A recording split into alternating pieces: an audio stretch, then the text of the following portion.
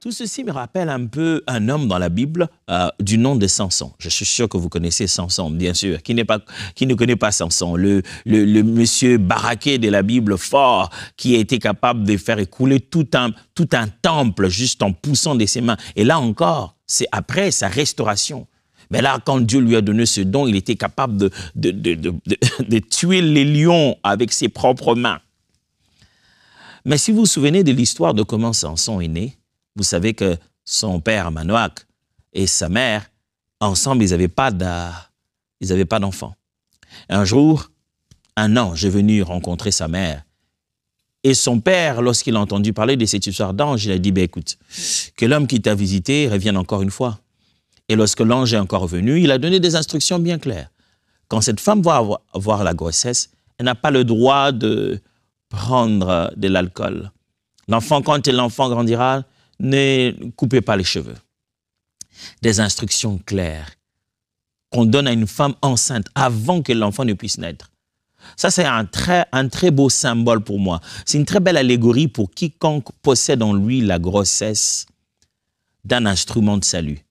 Quand tu as la grossesse d'un instrument de salut, ça change ta façon de manger. Ça change ta façon de boire. Cette femme ne mangeait plus comme tout le monde, ne buvait plus comme tout le monde. Pourquoi? Parce que l'enfant devait être consacré depuis son ventre.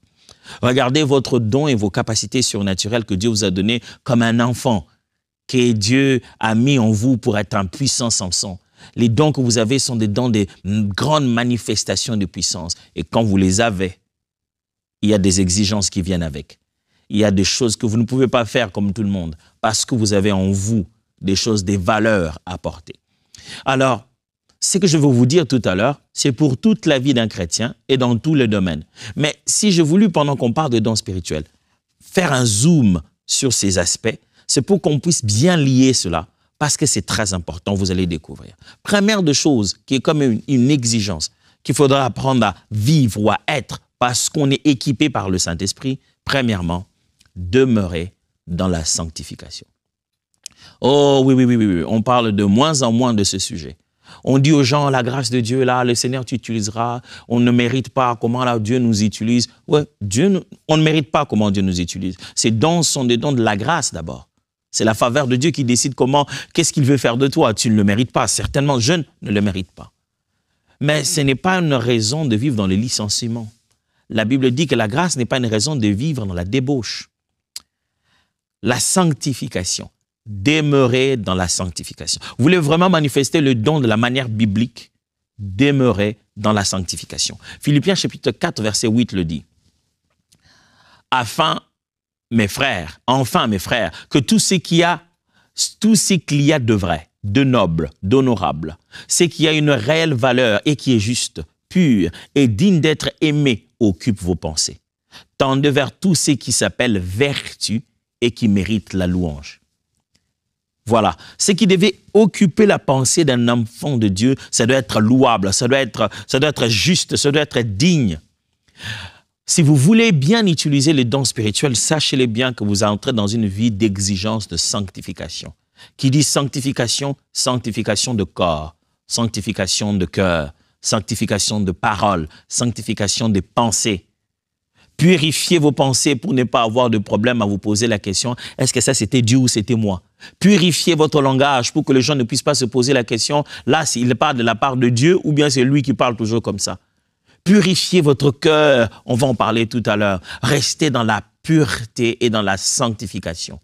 C'est une exigence. 2 Timothée chapitre 2, versets 20 à 21.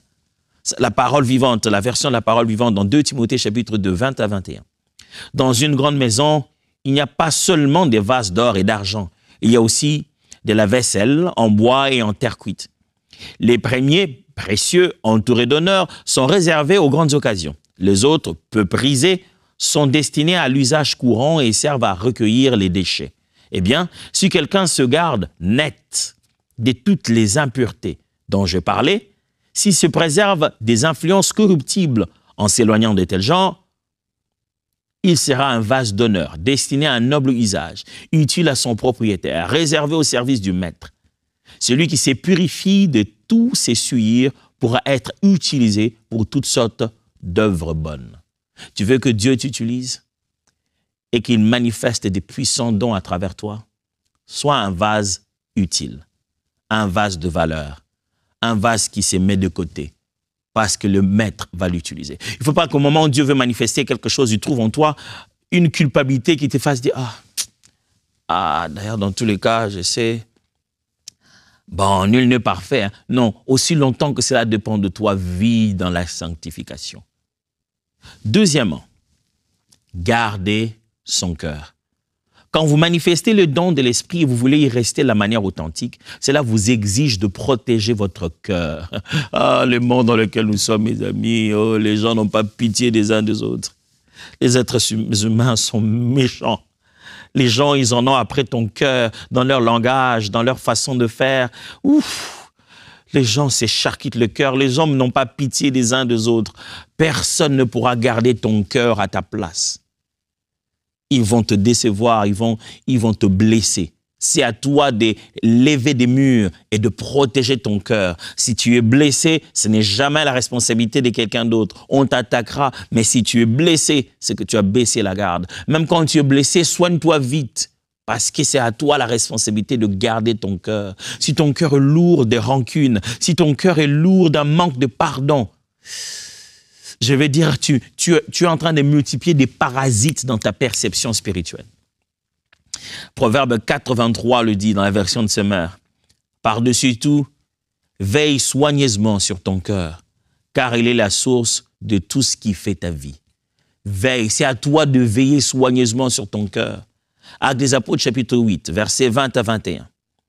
Maudit sois-tu avec ton argent. C'est Pierre qui est en train de parler à Simon le magicien. Maudit sois-tu avec ton argent, lui dit Pierre. Comment as-tu pu imaginer que le don de Dieu était une marchandise que l'on puisse acquérir à prix d'argent? Tu n'as rien compris et tu n'auras aucune part à cette faveur. Tu t'es exclu toi-même du droit à l'héritage divin, car ton cœur n'est pas sincère devant Dieu. Frère, tu veux accéder aux manifestations de l'esprit. Ici, Simon regarde la personne et dit, c'est pas une question d'argent. Et ça, j'aurais pu comprendre. C'est pas l'argent qui est même, c'est pas avec l'argent que tu as le don, mais c'est même pas aussi l'argent qui est le problème. C'est ton cœur, ce qui t'a poussé à penser qu'avec de l'argent, je pouvais te donner le don. Parce que tu veux manifester ce don, pas pour la gloire de Dieu. Ton cœur, un serviteur de Dieu, un disciple de Jésus, il fait tous les jours des cardio. C'est ça, c'est un bel exercice. Garder ton cœur plus que tout. Troisièmement, si nous voulons en réalité savoir quelles sont les exigences de la vie de quelqu'un qui veut manifester régulièrement et efficacement le don spirituel, à part le fait de demeurer dans la sanctification et deuxièmement de garder son cœur, troisièmement, fuir la cupidité. C'est dans la sanctification, mais je voulais mettre de côté certaines choses qui sont directement attaquées dans la Bible pour de serviteurs de Dieu. La cupidité, cette façon de vouloir tellement s'enrichir, de penser qu'on doit en avoir encore beaucoup d'argent et quel que soit le moyen. On veut être le plus riche en prenant les autres comme des gens inconscients qu'on est en train de manipuler. La cupidité remplit l'œuvre de Dieu. Utiliser son don pour des motifs de se faire de l'argent, des motifs financiers. Devenir un roublard qui est en train de tourner les autres pour pouvoir juste recevoir l'argent. J'en ai vu, moi, dans ma vie. J'ai vu des gens qui ont un don authentique. Dieu les utilise. Mais au bout de leur don, à chaque fois qu'ils doivent donner un message, guérir un malade ou faire quoi que ce soit, la finalité de ça, c'est que Dieu a demandé une offrande. Et l'offrande est toujours matérielle, financière, à lui donner à lui. Il a fini de parler avec un don de Dieu, mais son cœur est tellement cupide. Pourquoi je dois vous prévenir sur la cupidité? Parce qu'une fois que vous avez manifesté le don de l'esprit, deux fois les hommes sont comme ébahis, ils vous prennent comme un petit Dieu. Souvenez-vous du fait que les gens ont voulu transformer justement Pierre en divinité. Ils ont dit non. Ces gens, ce sont des dieux. Ils ont voulu transformer les apôtres en divinités. Ils disent non, non, non, on va leur donner des noms. Celui-là Mars, celui-là Jupiter. Dit, hey, on n'est pas ça. Les gens sont ébahis quand tu manifestes un don spirituel. Je me souviens des fois, chaque fois que tu dois dire à quelqu'un un message de Dieu et que dans ce message, le Seigneur donne une connaissance surnaturelle et que tu lui en donnes, les gens, oh, comment tu sais ça? Je ne sais pas ça. Mais tu peux te rendre compte que cette personne est prête à tout te donner. Il suffit de lui demander. Et il y a une grande tentation dans la manifestation de dons spirituels, de commencer à te rendre compte que ça peut devenir objet de commerce. 1 Thessaloniciens, chapitre 2, verset 5. Jamais en effet, nous n'avons usé des paroles flatteuses. Comme vous le savez, jamais nous n'avons eu la cupidité pour mobile. Dieu en est témoin. Regardez ces serviteurs de Dieu. Il est capable, il dit jamais. C'est ce qui doit faire ta fierté en tant que disciple de Jésus, serviteur de Dieu, manifestant de puissants dons, c'est de dire des phrases comme ça. Dieu m'est témoin. Jamais, jamais, je n'ai servi avec cupidité. Jamais. Quelle fierté Paul a ici.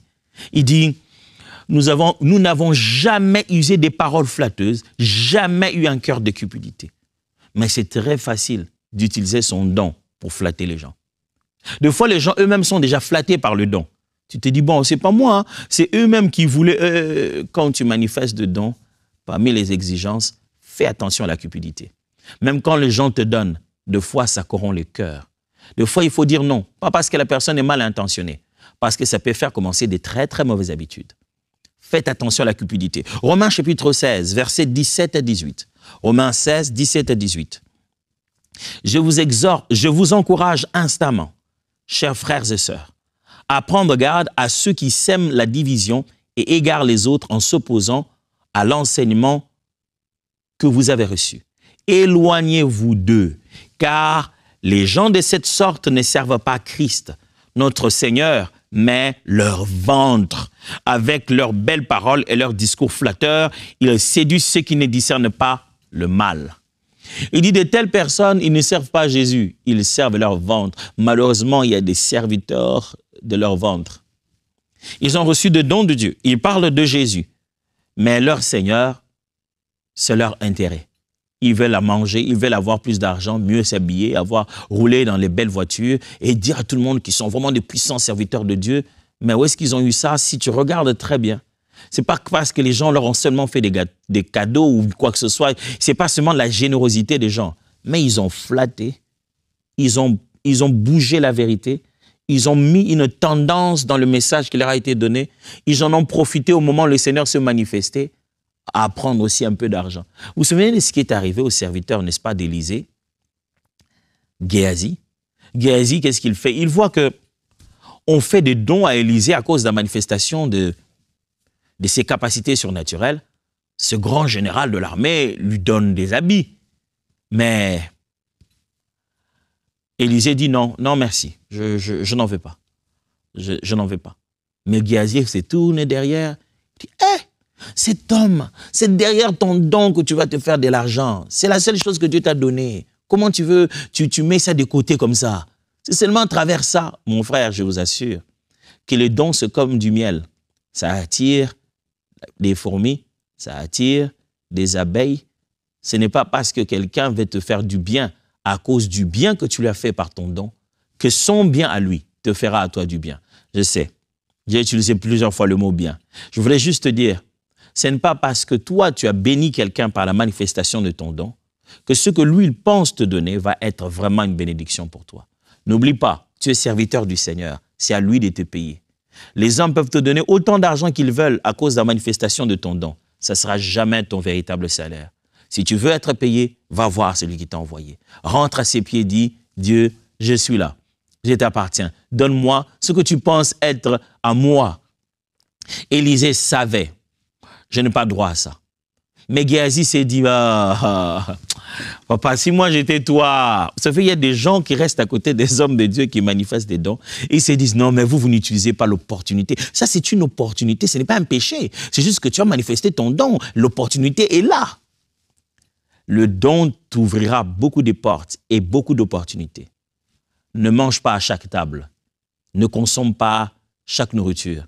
va pas te vêtir de chaque habit qui t'est donné. Ne va pas consommer chaque don, chaque cadeau. Il y a des fois de gens qui te donnent des cadeaux sans te le dire. Tu viens seulement, tu trouves qu'ils l'ont déjà fait. Mais tout n'est pas à nous. Certaines de ces choses corrompent notre cœur. Je me suis toujours demandé, est-ce que ces habits étaient contaminés déjà par la lèpre et que, ne connaissant peut-être pas le degré de médecine de l'époque, Dieu a juste mis dans le cœur d'Élisée de ne pas prendre ses habits? Mais la vérité est que quand Géasi est allé les prendre, Élisée lui a dit, hey, qu'est-ce que tu as fait? Géasi a attrapé la lèpre.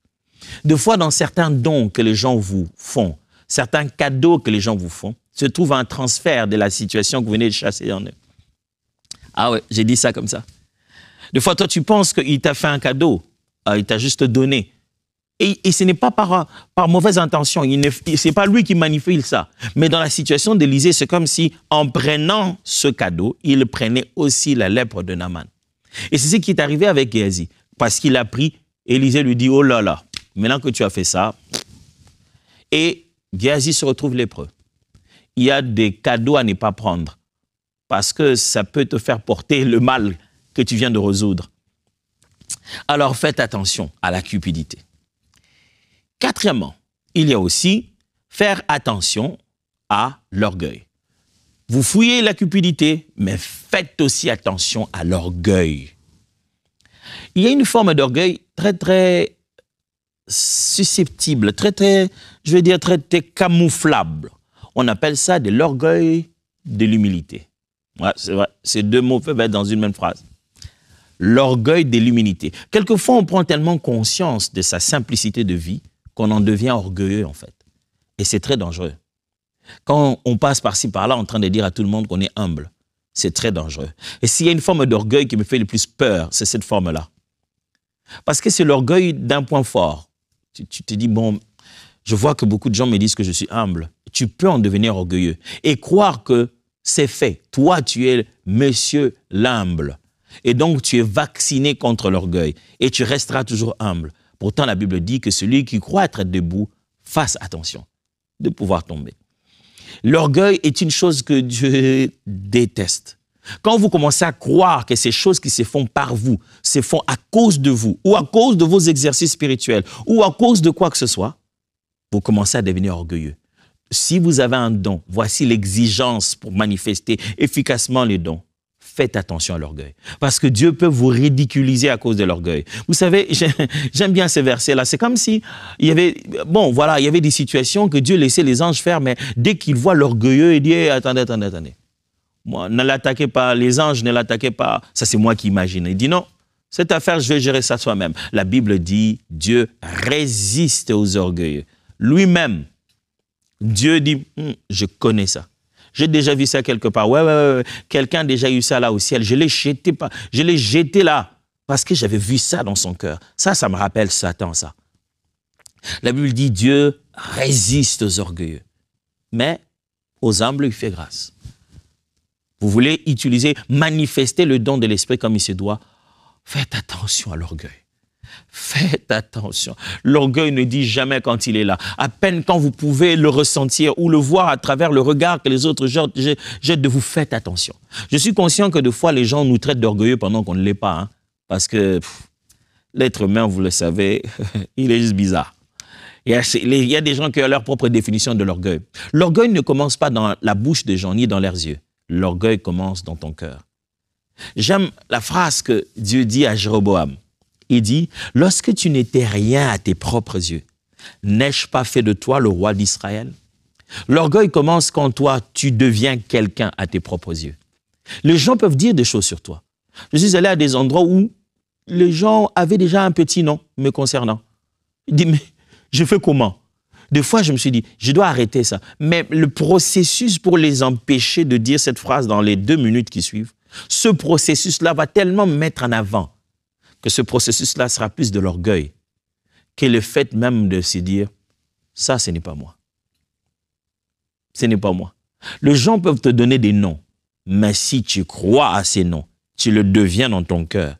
C'est comme ça que l'orgueil commence à naître. Tu veux être utile entre les mains du Seigneur et vivre puissamment les dons de l'esprit. Fais attention à l'orgueil. Colossiens chapitre 2, verset 1 à 19, plutôt verset 18 à 19. Colossiens chapitre 2, verset 18 à 19. Qu'aucun homme sous une apparence d'humilité par un culte des anges ne vous ravisse à son gré le prix de la course, tandis qu'il s'abandonne à des visions et qu'il est enflé de vain orgueil par ses pensées charnelles, sans s'attacher au chef dont tout le corps assisté, solidement assemblé par des jointures et des liens, tire l'accroissement que Dieu donne.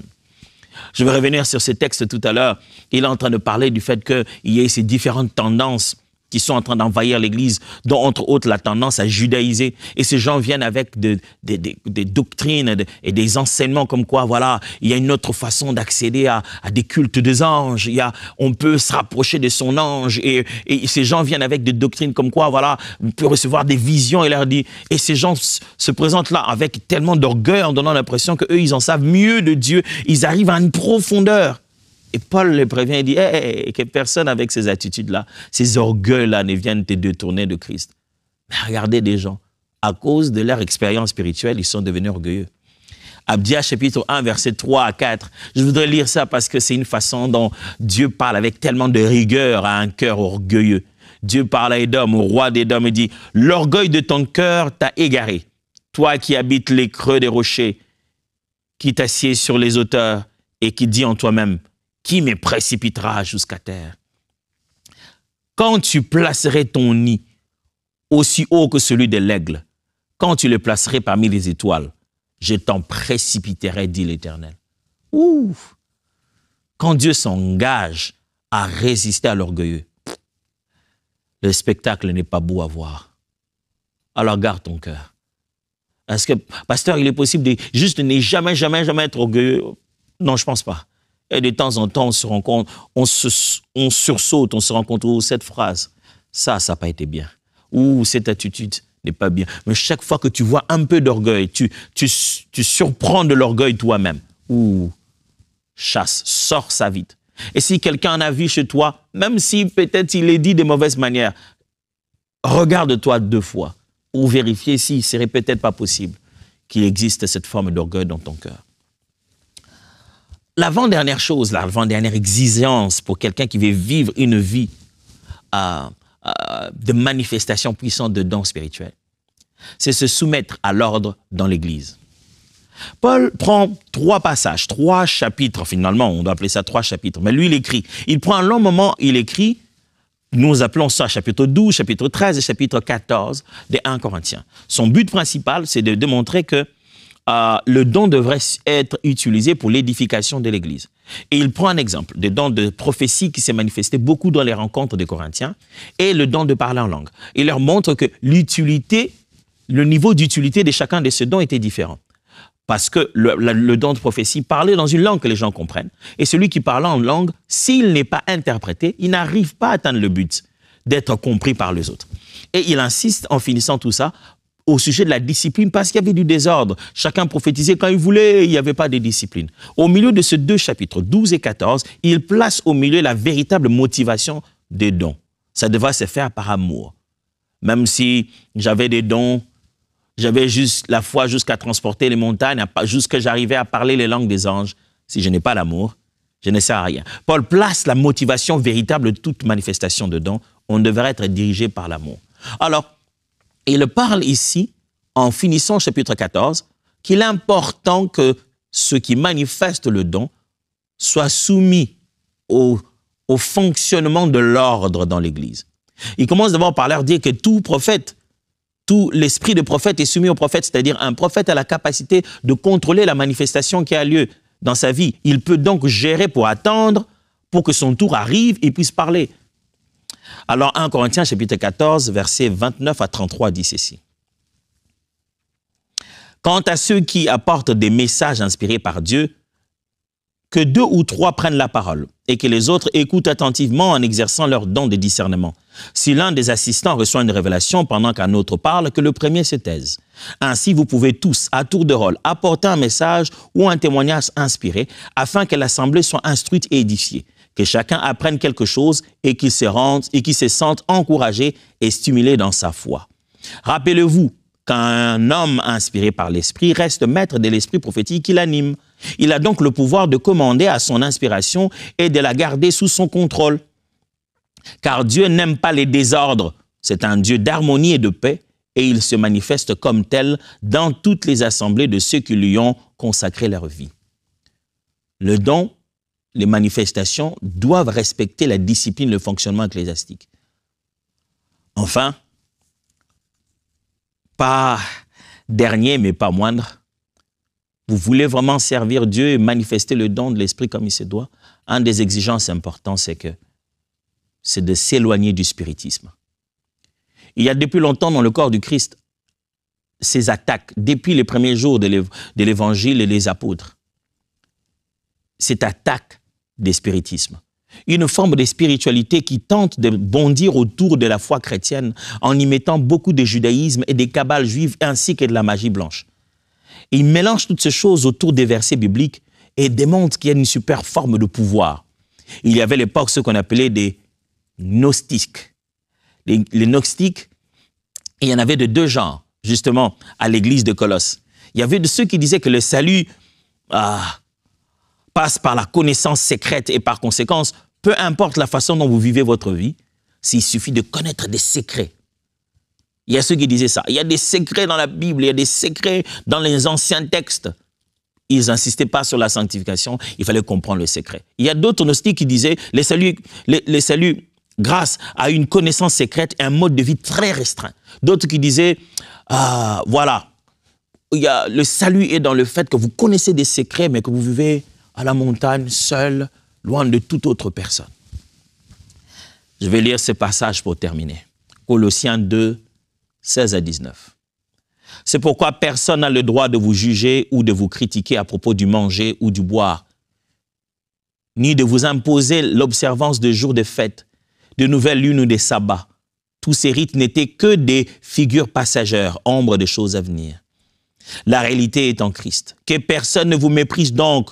Ne vous laissez pas condamner ou ravir le palme qui doit couronner votre course par ces gens qui font les humbles et voudraient vous entraîner dans leur culte des anges. Ils se rendent intéressants par des visions d'illuminés auxquelles ils accordent toute leur attention.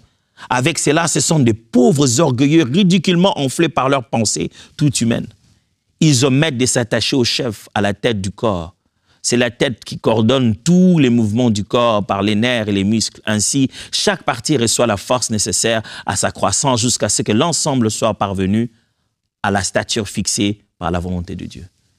C'est depuis longtemps que certaines personnes viennent au milieu de chrétiens et leur disent « Il y a des secrets dans le judaïsme, il y a des secrets que si vous les maîtrisez, ça fait longtemps qu'on a mis le sujet des anges à table, comme si ça mettait certaines personnes à un autre degré de spiritualité, à commander, à collaborer avec les anges. Ce n'est pas d'hier. Faites attention à ces choses. Restez dans la simplicité de Christ. Restez juste à obéir Christ comme vous le révèle.